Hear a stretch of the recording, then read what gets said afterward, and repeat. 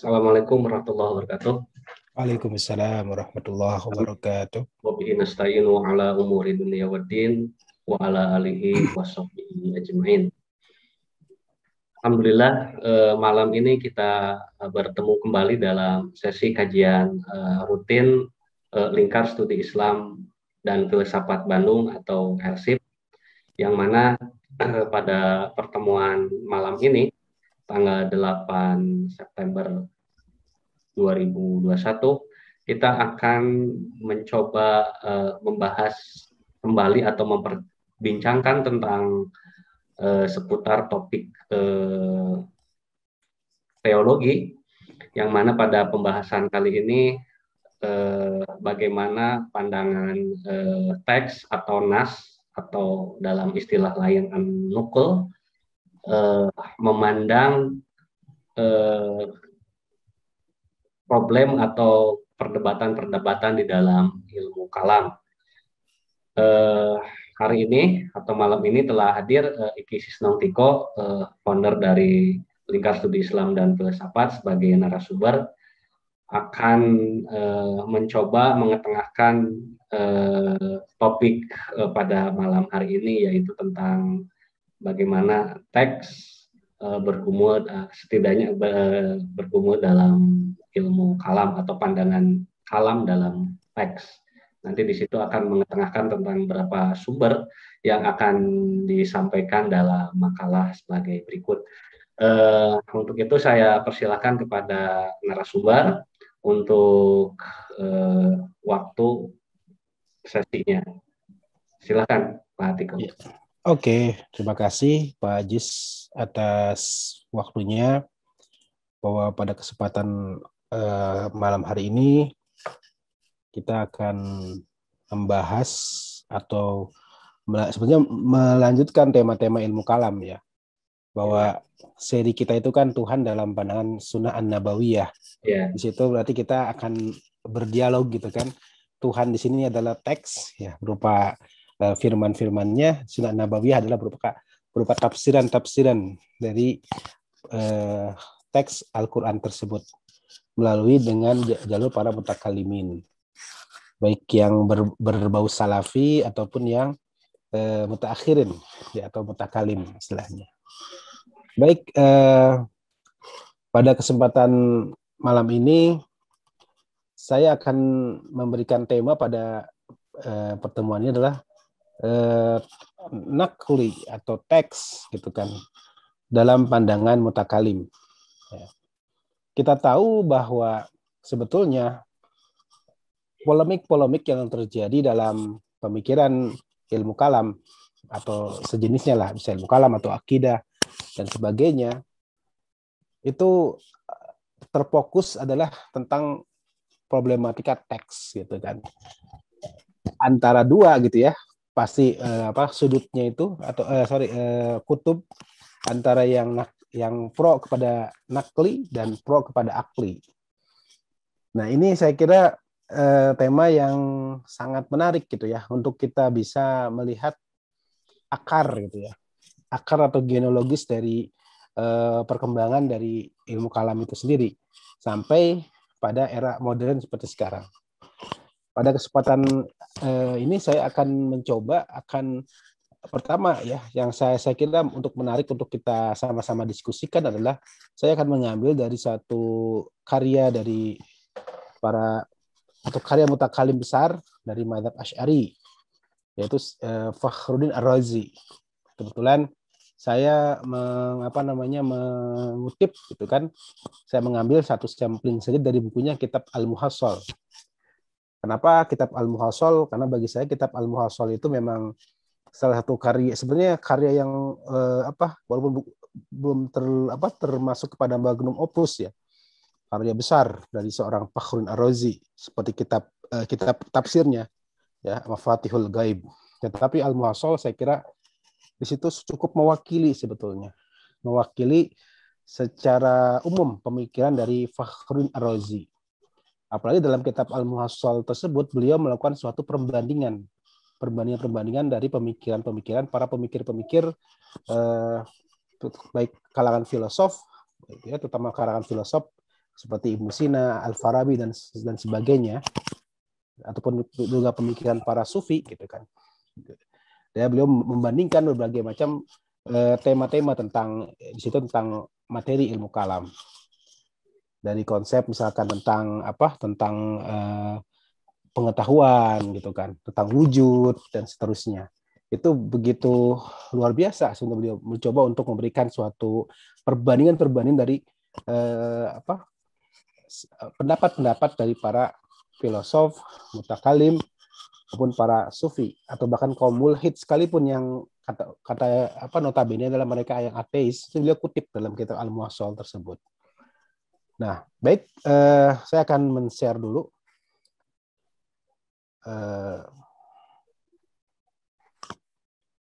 Men-share, belum keluar ya.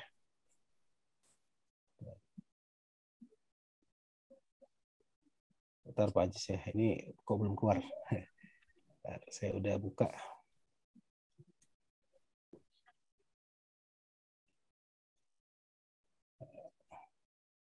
Udah.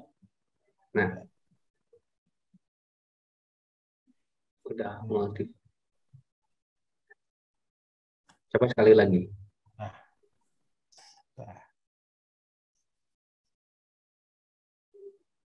Nah, sip. Oke. Oke, ya. Sudah terlihat ya. Ya. Jadi tema saya pada malam hari ini sih sebetulnya saya masih bagian pertama ya. Karena saya baru mengambil dari sisi pemikiran seorang Fakhruddin Ar-Razi yang notabene adalah dia cenderung akli gitu ya. Cenderung akli. Bahkan ada beberapa yang sifatnya sangat kontroversial mungkin menurut para kelompok dari kalangan awam ya, atau kalangan dari ahli hadis atau pada umumnya lah kaum muslimin, itu pasti akan kaget dengan pemikiran beliau tentang konteks tentang masalah dalil baik dalil nakli, terutama sikap beliau kepada dalil nakli. Jadi tema saya adalah dalil nakli dalam pemikiran mutakalimin gitu ya, atau dalam pemikiran para ahli kalam, ahli ilmu kalam. Nah, yang pertama adalah saya drag dulu. Oke. Problematika dalam pemikiran kalam sangatlah kompleks. Tetapi secara umum bahwa dalam proses makrifat atau kita mengenal atau mengetahui tentang Tuhan, itu ada dua jalan. Yang pertama yaitu melalui nazar. Nazar adalah melakukan suatu proses penalaran kita dengan menggunakan akal. Ya, seperti para filosof itu secara umum mereka itu adalah menggunakan nazar itu ya, dengan menggunakan akal. Dia menalar. Lalu yang kedua adalah melalui nakli atau teks ya.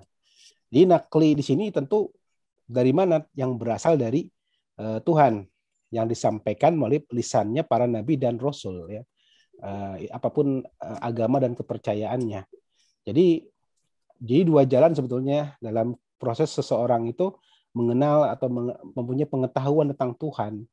Itu dari akal, melakukan suatu proses penalaran, penelitian, pengamatan, atau perenungan gitu kan. Yang kedua melalui dengan dalil nakli, berdasarkan apa yang ia dengar atau ia baca yang dari para nabi dan rasul. Inilah saya kira yang senantiasa menuai perdebatan yang sengit di antara para ulama dari dua aliran tadi, aliran yang lebih cenderung kepada akliyah secara mutlak gitu kan. Dalam pemikiran Islam kita kenal seperti kelompok Mu'tazilah misalkan dan para filosof. Ataupun aliran nakli yang mereka betul-betul berpegang kebenaran itu semata-mata adalah kebenaran dari teks atau nakli. Jadi kebanyakan dari para ahli hadis gitu kan, dan juga beberapa dari para ahli fikih. Walaupun dari kedua aliran ini tidak menafikan sama sekali keduanya, maksudnya bahwa akli juga para mutakallim misalkan seperti Fakhruddin Ar-Razi dalam contoh kasus ini, beliau juga sebenarnya tidak menafikan nakli ya. Tapi bagi beliau nakli ini perlu diuji dengan melakukan akli. Jadi ketika kita akan menguji nakli, maka diperlukan juga maksudnya sebelum kita menerima nakli sebagai suatu sumber kebenaran teks tersebut, maka perlu diuji dengan akli. Nanti beliau akan menguraikan dasar-dasarnya seperti apa. Dan juga ada juga aliran akli. Nakli juga sama, sebetulnya tidak juga menafikan peran akal. Tetapi di sini saya lebih mencenderung bahwa porsinya gitu ya, porsi aliran akli ini, porsi akli lebih dominan dibandingkan porsi naklinya. Begitupun juga para aliran nakli seperti para ahli hadis lebih dominan kepada nakliyahnya dengan teksnya tersebut, pemahaman akan teks secara murni, walaupun juga akli juga ada, tidak ditinggalkan sama sekali. Nah, sekarang bagaimana Imam Fakhruddin Ar-Razi, saya kira sebagai contoh sampling kasus kita bahwa problem tentang akal dan nakli ini sedikit banyak beliau sampaikan dalam kitab Al-Muhassal. Di sini saya sampaikan pertama, menurut Imam Fakhruddin Ar-Razi, nazar atau penalaran itu wajib hukumnya. Artinya kita sebagai manusia yang sehat, jasmani dan rohani di sini mempunyai suatu kemampuan, maka wajib bagi kita untuk melakukan pemikiran, melakukan suatu pencarian. Kenapa? Itu hukumnya wajib. Artinya untuk mengetahui Tuhan tidak hanya cukup saja berdasarkan informasi dari para nabi dan rasul, dengan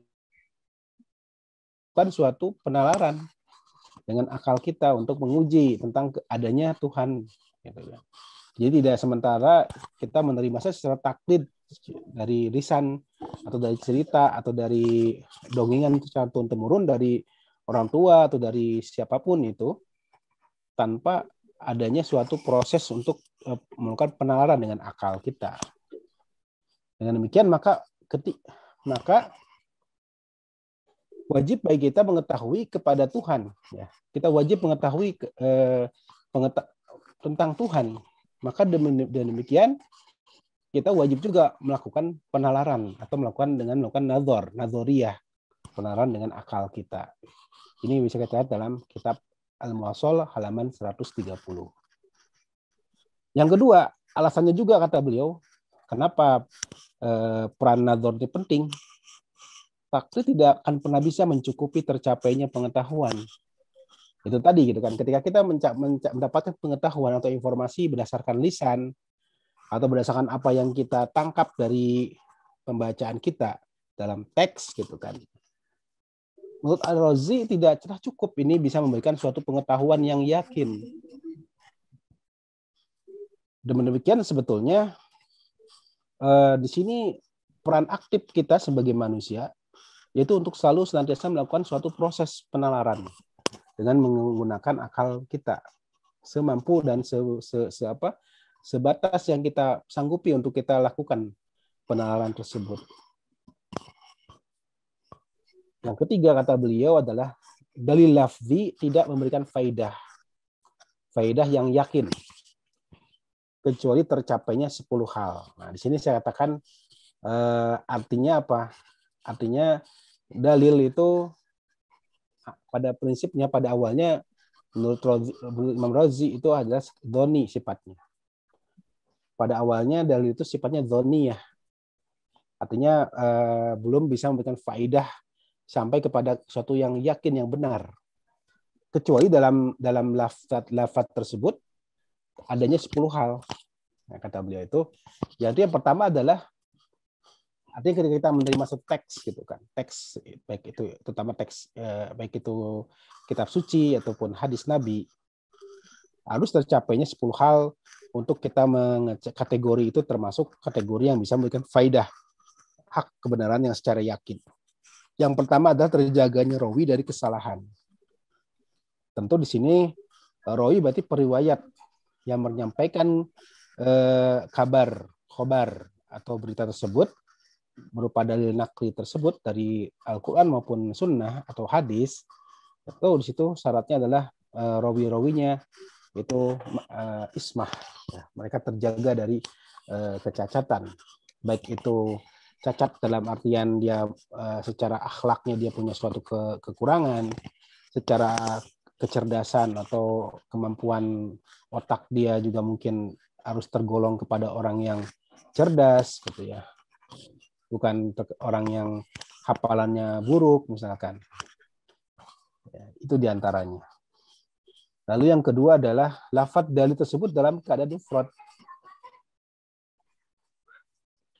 Artinya apa? Artinya harus jelas gitu. Dalam keadaan mufrad itu siapa objek yang dituju? Apakah objek yang dituju itu kepada siapa gitu kan? Sekiranya itu objek itu misalkan ada sifatnya mustarok yang masih ambigu gitu misalkan. Ya masih ambigu, masih apa namanya, masih butuh lagi suatu penafsiran.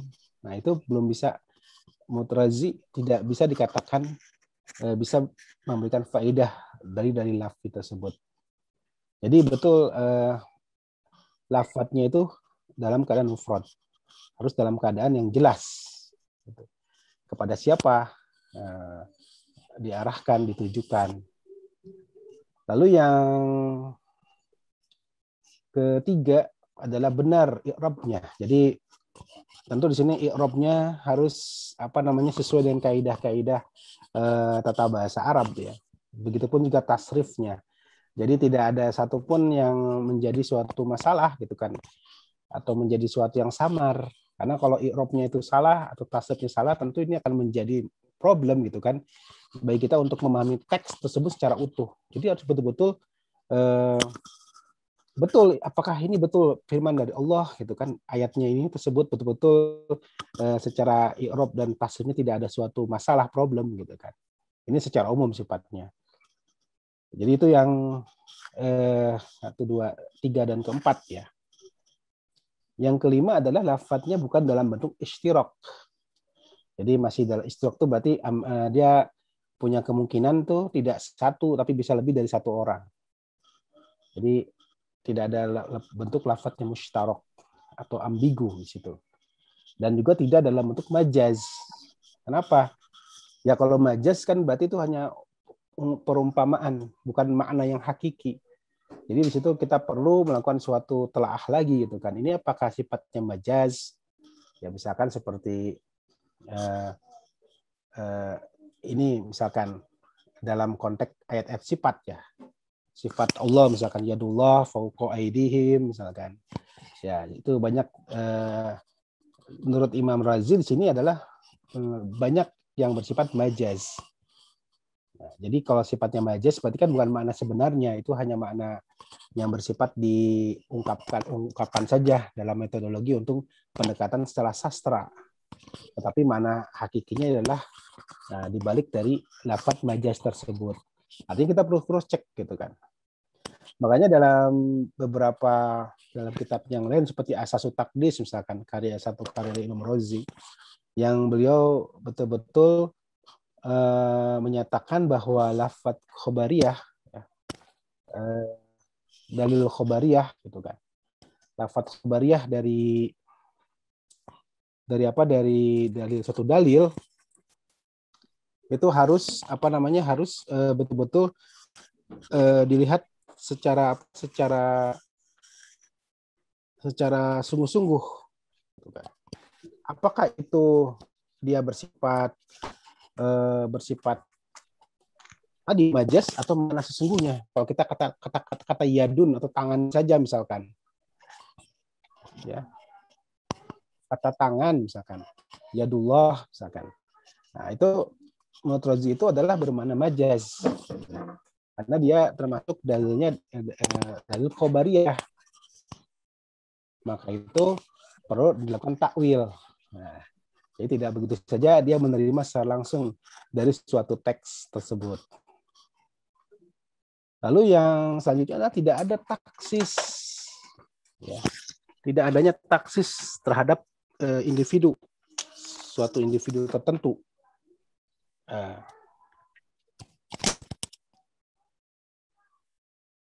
Dan waktu, ini maksudnya gini, ini terjadinya kepada siapa? Sosok Fir'aun kah misalkan? Kepada sosok individu tertentu pada zamannya Nabi Musa atau zamannya Nabi Ibrahim misalkan. Lalu tidak terikat kepada waktu tertentu juga, atau jangan-jangan teks ini hanya berlaku pada masa itu saja. Nah, itu artinya harus jelas di situ. Apakah bersifat umum gitu kan, apa bersifat taksis atau khos, hanya kepada individu tertentu atau hanya pada zaman tertentu. Nah, ini yang saya kira perlu melakukan suatu klarifikasi dari teks tersebut. Selanjutnya adalah tidak dalam teks itu tidak dalam dilihat apakah dia bentuk domir atau bukan, yang langsung menyebutkan suatu nama. Kalaupun domir, ya kepada siapa ditujukannya. Jadi jangan sampai kita melakukan suatu isbat, ya, menetapkan suatu teks tanpa kita verifikasi dulu. Jikalau itu ada domir dalam teks itu, harus jelas kepada siapa itu.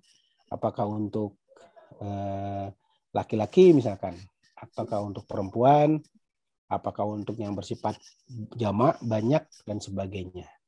Jadi dalam domir itu perlu kita cek. Tapi sekiranya dalam domir itu ternyata tidak ada kejelasan, kita verifikasi, maka teks tersebut tidak bisa kita ambil menjadi suatu dalil yang memberikan faidah. Kemudian juga tidak takdim dan takhir. Apakah ini memang segera? Dia ini suatu sifat, teks ini sifat segera, langsung bisa dijadikan sebagai suatu perintah, atau kata takhir, sifatnya adalah bisa dinantikan, bisa di skip, hanya berlaku pada era nanti gitu, bukan pada saat ini. Ini juga perlu kita melakukan suatu proses verifikasi terhadap teks tersebut. Dan terakhir ini yang sangat memancing juga kontroversi yang luar biasa atau polemik nanti dengan eranya setelah Imam Razi, ya, terutama dalam mazhab Taimiyan atau yang dibawa oleh Ibnu Taimiyah, yaitu tidak adanya pertentangan jika dalil nakli tersebut dengan akli. Jadi artinya apa? Bahwa tidak bisa misalkan nakli itu mentarjih kepada akli. Ya. Kenapa demikian? Kata beliau, jika ada pertentangan antara dalil akli dan nakli, maka di sini adalah yang harus didahulukan itu adalah dalil akli, gitu kan. Kenapa harus dalil akli tetap menjadi suatu pegangan ketika ada pertentangan dengan dalil nakli? Karena kalau nakli yang mentarji akli, itu akan menyebabkan akal itu berarti telah cacat. Berarti akal telah cacat, yang menyebabkan cacatnya juga terhadap nakli. Karena nakli membutuhkan kepada akli. Jadi gini, saya kira sekiranya itu kita mencaci nakli, berarti kan ketika kita melakukan suatu proses pemahaman, karena kita kan gini, teks itu tidak bisa bicara sendiri. Jadi saya kira apakah Al-Quran ataupun hadis itu dia bisa bicara sendiri, kan tidak. Di sini perlu proses pemahaman. Nah, itulah pemahaman itu kan saya kira itu proses, namanya proses nador, ya, pemahaman, penalaran gitu kan. Kita proses pemahaman dari suatu teks tersebut. Nah, berarti kan kita sudah melakukan suatu proses penalaran. Ketika kita misalkan ketika kita nakli tadi itu dipahami oleh akli kita. Nah, kalau seandainya yang salah itu akli, otomatis maksud dari nakli tersebut tidak akan bisa sampai, kan, tidak akan bisa sempurna menjadi suatu pemahaman yang utuh karena ada masalah di akli, gitu kan. Maka itu saya katakan bahwa yang mentarjih nakli itu adalah akli, gitu, bukan kebalikannya. Karena tadi gitu kan, nakli tidak bisa berbicara, dia sifatnya pasif, tetapi yang aktif itu adalah dengan akal manusia, dengan proses penalaran nazar manusia dengan menggunakan akal, itulah yang menjadi satu proses aktif gitu. Artinya kalau kita misalkan menghardik atau apa namanya itu, kalau kita itu mengatakan nakal itu cacat, ya berarti ada cacat juga pada aklinya. Kenapa? Karena dalam proses nadori tadi gitu kan. Maka itu saya kira ini yang menjadi suatu alasan logis saya kira dari Imam Fakhruddin Ar-Razi. Karena bagaimanapun juga teks itu tidak bisa bicara. Tetapi nador manusia itulah, nador atau penalaran manusia itulah yang melakukan suatu proses. Dan proses nador itulah yang dimaksud dengan Imam Razi itu, yaitu berupa akli gitu kan. Karena nakli membutuhkan kepada akli. Ya, saya kira sangat jelas sekali. Sekiranya yang dihasilkan dalilnya bersifat dzonni ini adalah sifatnya adalah tidak sampai ke dalam ukuran itu dzonni ini 50%. Jadi 50% itu artinya bisa ya, bisa benar, bisa salah atau bisa benar ya. Dzonni ini sifatnya belum bisa memberikan suatu kepastian. Nah, sekiranya yang dihasilkan dalilnya bersifat dzonni, maka hasilnya pun tidak akan sampai hakiki. Nah, dalil itu menjadi qat'i, ya. Ataukah dalil itu menjadi dzonni dalam suatu proses pemahaman? Sekali lagi itu tergantung kepada apa? Tergantung kepada satu proses nador manusia tadi, nador penalaran dalam diri manusia tersebut terhadap teks. Sekiranya penalaran manusia itu tidak sampai masuk kepada kriteria yang baik di situ kan, maka tentu hasilnya pun akan berbeda. Jangan-jangan menjadi suatu yang sifatnya dzonni, menjadi suatu proses yang perlu dilakukan kembali satu verifikasi gitu kan. Nah, yang jadi problem adalah tentu setiap manusia, ya ini jadi problemnya sih. Yang menjadi problem adalah tentu setiap manusia kan dalam melakukan satu proses penalaran itu tidak akan sama gitu kan. Bahkan beberapa ini yang akan menyebabkan suatu terjadinya relativitas dalam satu pemahaman. Ini yang menjadi suatu pertanyaan bagi saya pribadi tentang masalah dalil akli dan nakli tadi. Karena tadi ya, nador manusia itu yang berbeda-beda, derajat atau kemampuan manusia gitu kan. Ini pun yang kemudian dikritik gitu kan oleh para pemikir seperti Ibnu Taimiyah kepada Imam Ar-Razi. Kenapa? Ya, kalau standarnya adalah pure kepada akal manusia misalkan. Ya tadi gitu kan, akal manusia itu kan sifatnya tidak relatif, tidak sama gitu kan. Ada keterbatasan dan ada ya tadi gitu kan, ada di situ bercampur dengan suatu hawa nafsu gitu kan, ada suatu dari si pribadi gitu kan. Sehingga itu akan mempengaruhi juga kepada hasil dari natijah atau hasil dari proses penalaran tadi. Maka itu kemudian Ibnu Taimiyah tetap kekeh bahwa misalkan dalil khobar ya, atau dalil teks gitu kan, dia lebih mengatakan ya apa adanya saja gitu, tanpa perlu melakukan suatu proses takwil tadi. Kenapa? Karena kalau di situ tadi masuk kepada akal manusia dan dia langsung melakukan suatu proses pentakwilan, penalaran itu dalam suatu teks tadi, sehingga akan terjadi nanti campur tangan yang teks yang bersifat suci gitu dari Tuhan dengan hasil dari penalaran akal manusia yang sifatnya terbatas, yang sifatnya adalah fudus atau fana gitu. Nah, itu sih satu ini ya, saya kira satu kritik yang kemudian dilontarkan oleh Ibnu Taimiyah dari pemikiran konsep Razi, terutama ketika terjadinya ta'arud antara akal dan nakal, yang kemudian menginspirasi satu karya beliau dengan menulis Darut Ta'arud baina nakal wal akal. Jadi Darut Ta'arud, mencegah gitu, menolak gitu ya, pertentangan antara akal dan nakal. Karena tetap bagi Ibnu Taimiyah menyatakan bahwa tidak ada suatu pertentangan sebetulnya antara akal dan nakli.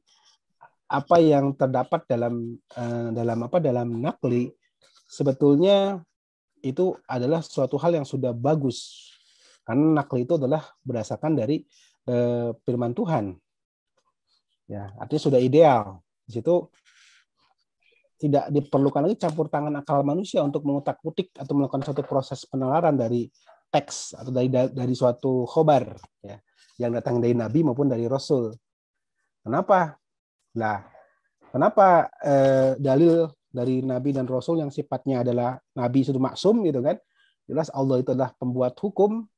Kenapa harus kalah gitu dengan penalaran atau akal manusia yang bersifat fana, yang bersifat tidak abadi gitu kan?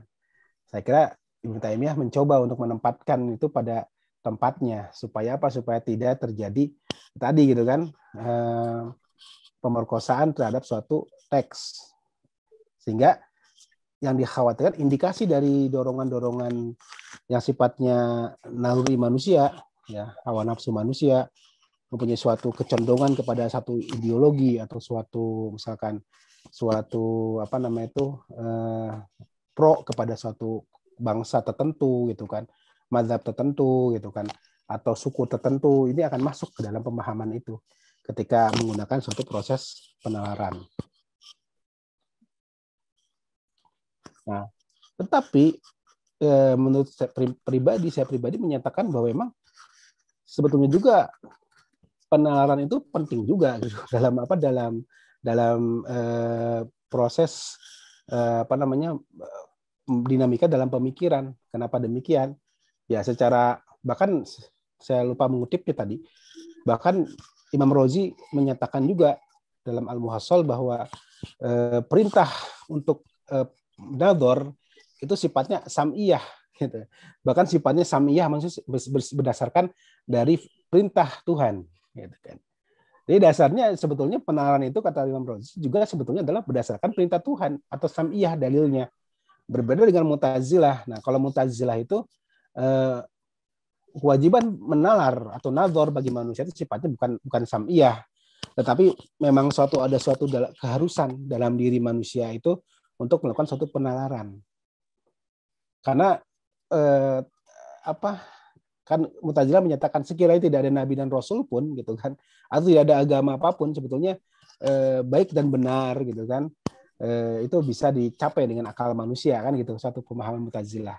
Makanya kenapa dalam Mu'tazilah bahwa penalaran atau nadhor itu sifatnya bukan sam'iyah, tapi memang menjadi suatu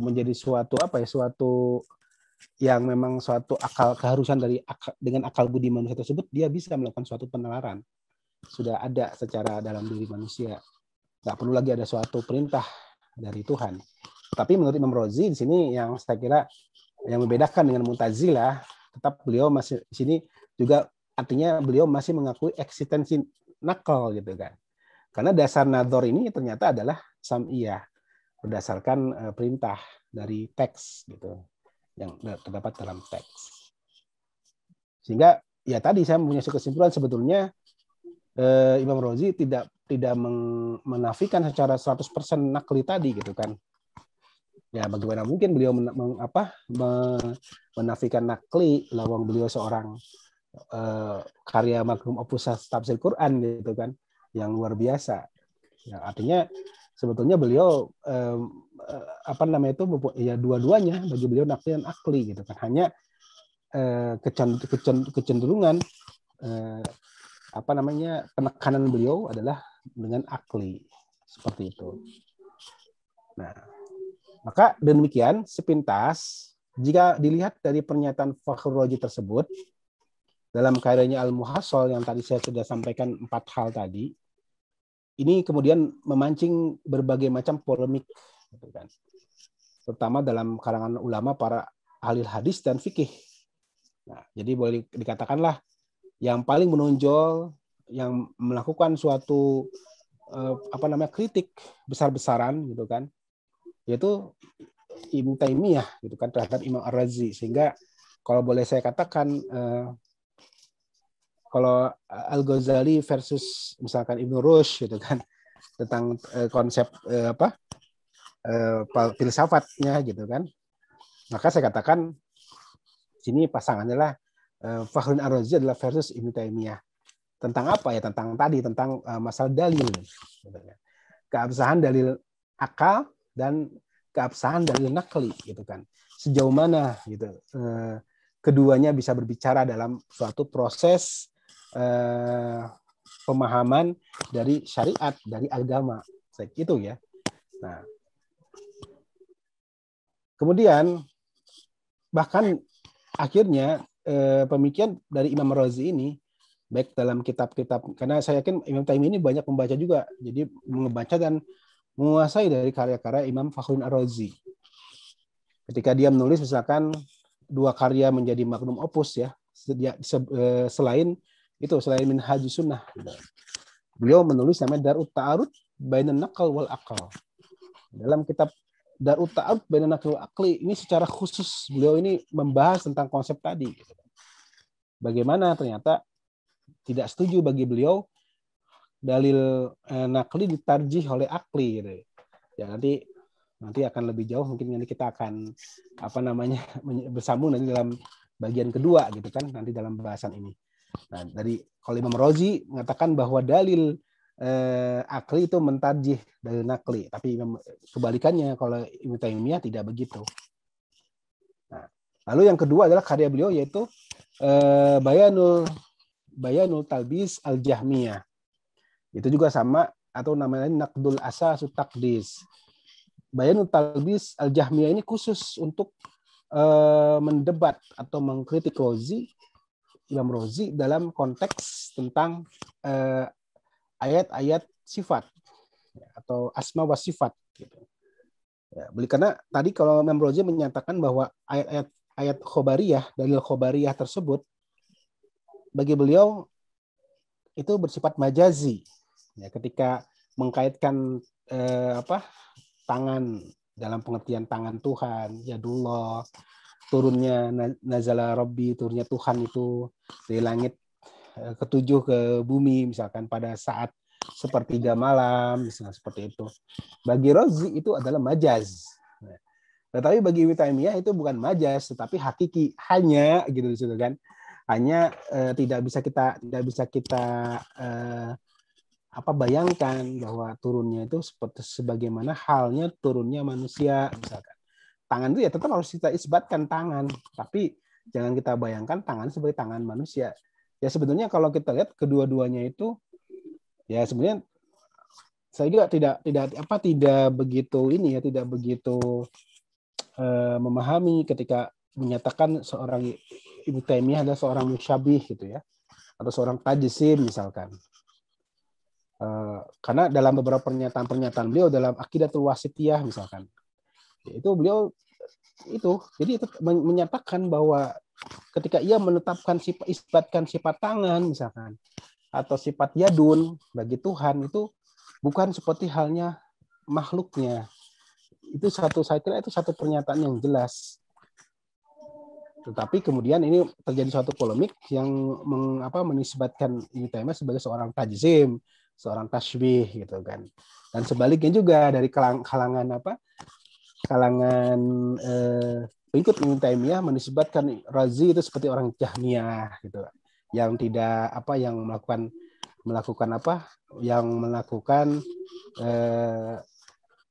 tidak percaya Tuhan dengan sifat-sifat Tuhan tersebut.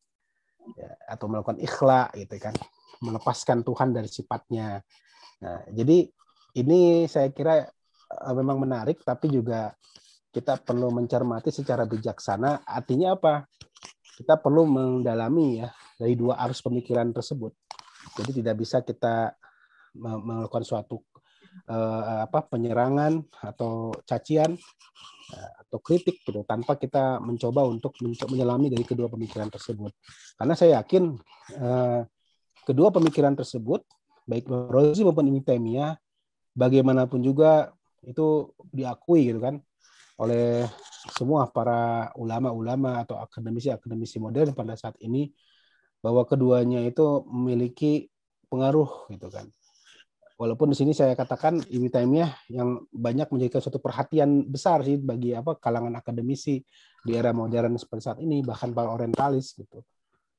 Sehingga bahkan sampai menginspirasi dari gerakan-gerakan modern Islam yang berkembang pada saat ini adalah terinspirasi dari seorang Ibnu Taimiyah.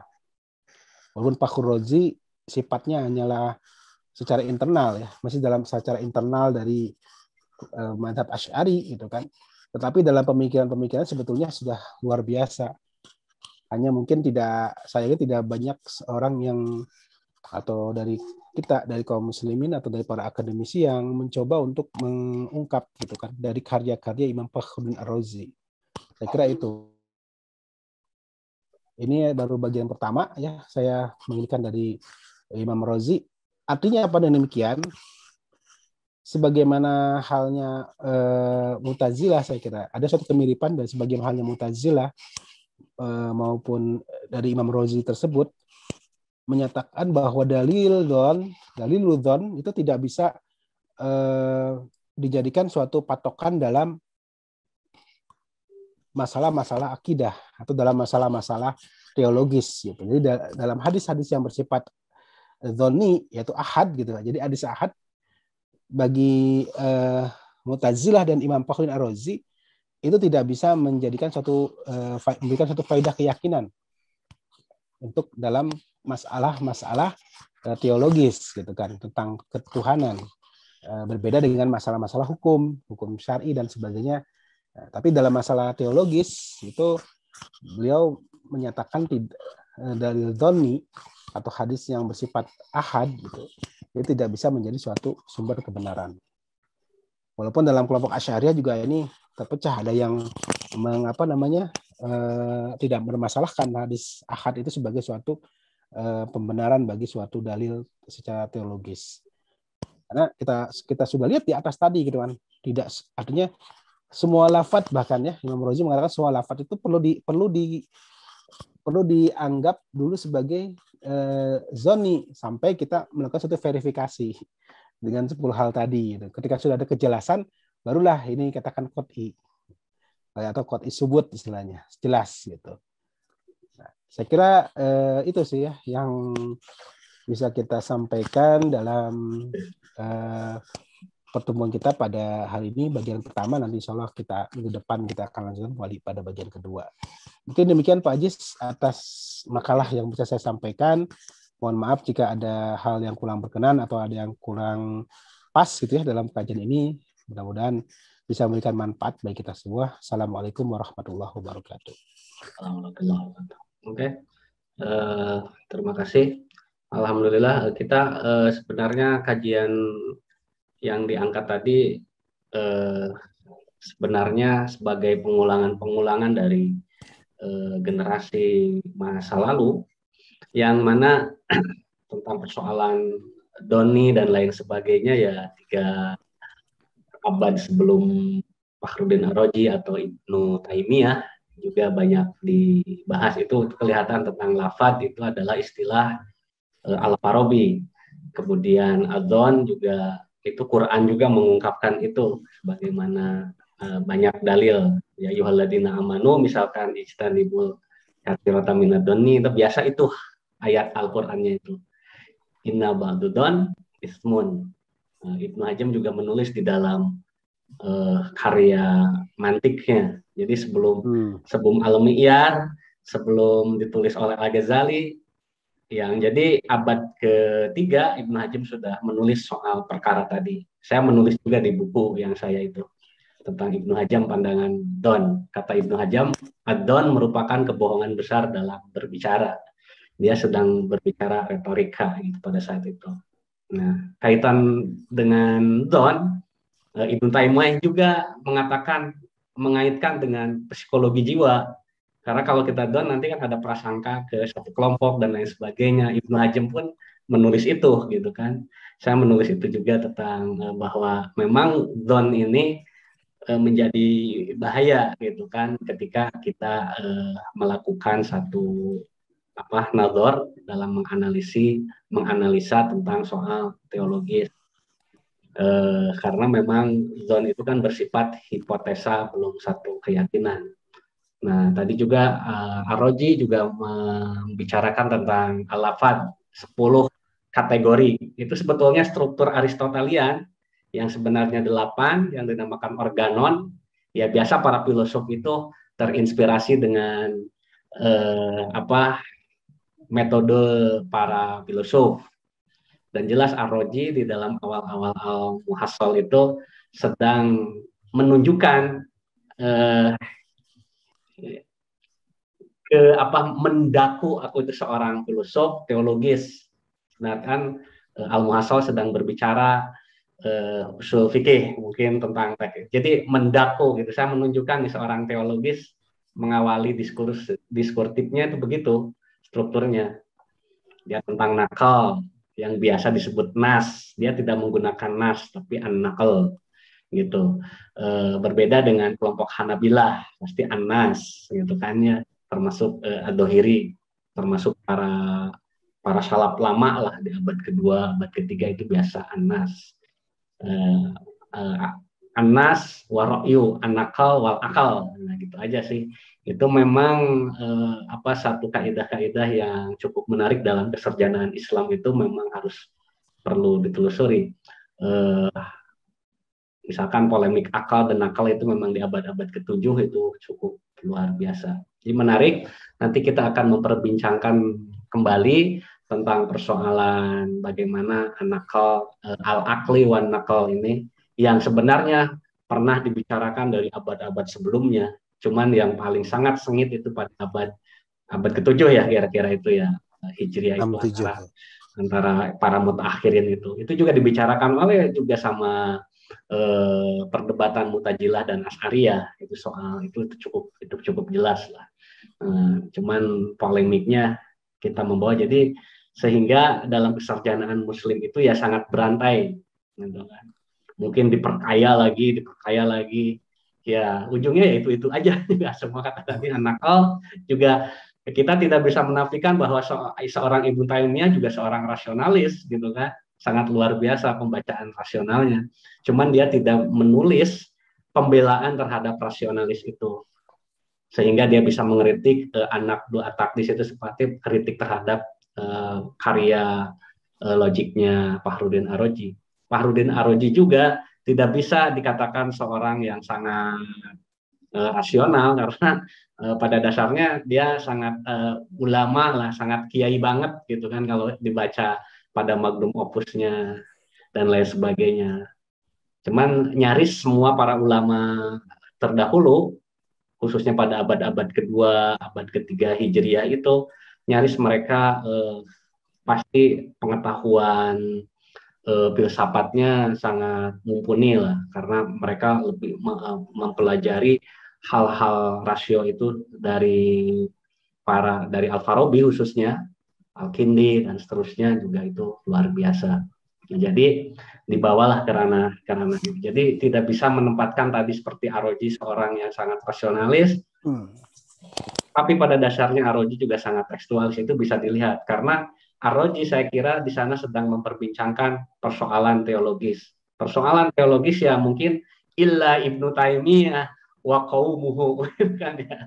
Dia membicarakan teologis itu dibawa kepada teks. Memang agak rumit. Ibnu Hazm pun juga kalau udah masalah teologis ya dia juga harus berakal.